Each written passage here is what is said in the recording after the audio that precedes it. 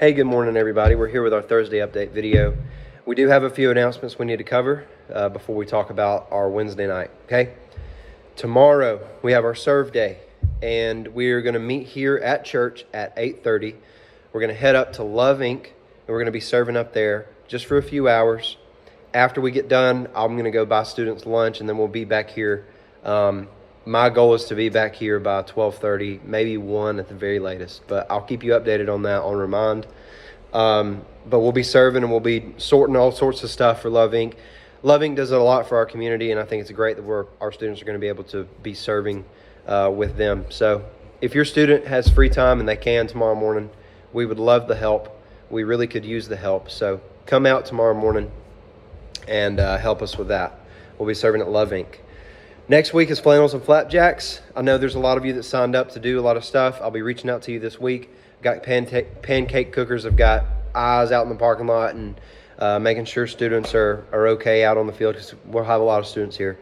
So I appreciate that. Hey, keep in mind, though, there is a big business meeting that night. So if you and your husband or you and your wife want to be involved in Flannels and Flapjacks, but one of you may need to be in that big business meeting next week. So we've got a lot of help, and I've got help, and you need to just make sure that you do what you need to do. Okay, so don't feel like you need to serve over here and miss out on what you need to talk about in there. Just let me know. It's all good. The main goal of that event, though, is that your students invite students, not that just go to other churches or even just their best friends, but they're inviting they're inviting students that don't know Jesus, because we're going to do a big gospel presentation next Wednesday night. And that's the main goal, is that they hear the gospel. So remember that, Flannels and Flapjacks on Wednesday.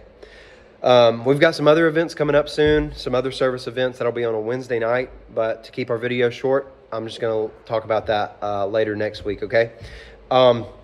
Last night, we were in James chapter 4. The whole book of James, man, it's so heavy. Like, there's a lot of stuff in there. A lot of little wisdom nuggets and really just big truths that James points out. And it's all very convicting stuff because he's trying to help this church that he is teaching and preaching to kind of get their head on straight and remember what's important. And he says things like, you got to be a doer of the word, not just a hearer of the word. So stop being an idle Christian, right? He says that your faith needs to have works, and if your faith doesn't have works, then it's not even really faith, because faith means follow. If you have faith in Jesus, you're going to follow Jesus, right? There's no in between. And that's really what we talked about last night. Wednesday night, we were in James chapter 4. James talks about this term called worldliness. He says that worldliness is the source of a lot of issues. Well, we talked about what's worldliness. Our students, we had a big conversation. We really came to the conclusion that worldliness is me serving me and me making my life all about me. That's what the world does. That's what the world is. When the Bible talks about the world, it's talking about selfishness and following our own selfish desires and pleasures.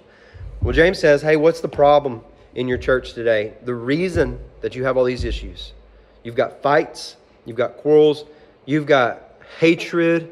He says you even have murder in your church because everybody's seeking to serve themselves. And they're trying to just make sure that they're happy and they're comfortable and they get what they want.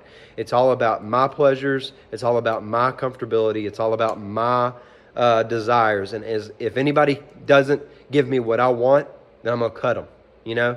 And so that's really the source of a lot of issues in our life today, is when it's all about me. When my life is all about me, it causes a lot of problems. I don't have good relationships with people, let alone have not a good relationship with God. That's what James says in James chapter 4. He says, friendship with the world is enmity with God, or hostility with God. And then he says, therefore, if you're a friend of the world, you're an enemy of God, which is a strong statement. But he's trying to make a point there.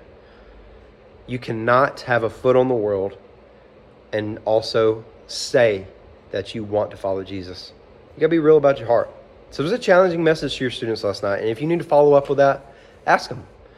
Because the big idea last night was you can't have a foot on both. So you're going to have to make a choice. Either follow the world or follow Jesus. There's none of this in between junk. And obviously, we encourage your students to follow Jesus and that he's the only way. The response that James gives us last night, he says, if you've got foot on both world, you need to repent. You need to repent of that stuff. You need to sit in that sin and be not okay with it. So if you need to follow up with your student from last night, I think it would be a good conversation. Hey, what did you think about James chapter 4? Do you have any questions? 'Cause it was some stuff. I mean, it was heavy. So if you could come alongside me in that, I think that'd be great.